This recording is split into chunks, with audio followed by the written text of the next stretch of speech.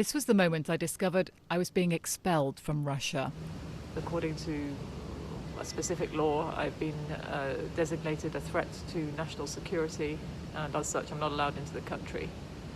Вам отказано во въезде в Российскую Федерацию бессрочно. Pulled aside at passport control, I was told the FSB security service had banned me for life. I recorded the conversation. Я вообще похожа, я журналист. Это опасная профессия. Я знаю. Мы, соответственно, все информацию по вам уточним. I was returning from Belarus, where I'd confronted Alexander Lukashenko on the mass repression and torture of peaceful protesters. His loyal supporters rounded on me in a coordinated attack. Vladimir Putin's presenting this as just another working visit. I've reported from Russia for 2 decades, the whole span of Vladimir Putin's presidency. Russian people. There have been highs, like the World Cup, but I've also charted the slow erosion of freedoms here, the crackdown on dissent. A year ago, the government put me on short-term visas. Then I became the news. As state television announced, I had to leave.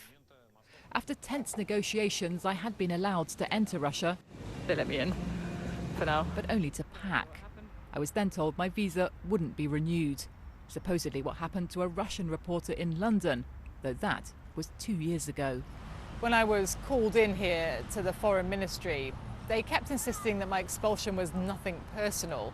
They talked about it as a reciprocal move.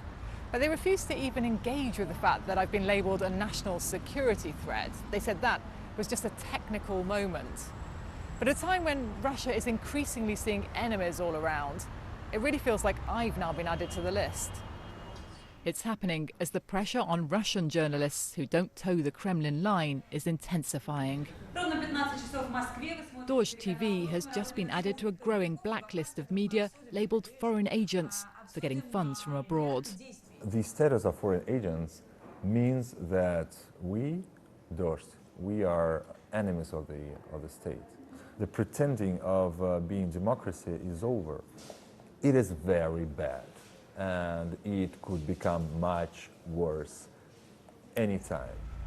Ready? So I'm leaving a country I first came to as the Soviet Union fell apart, when free speech, all freedoms, were new and precious. It feels like today's Russia is moving in reverse.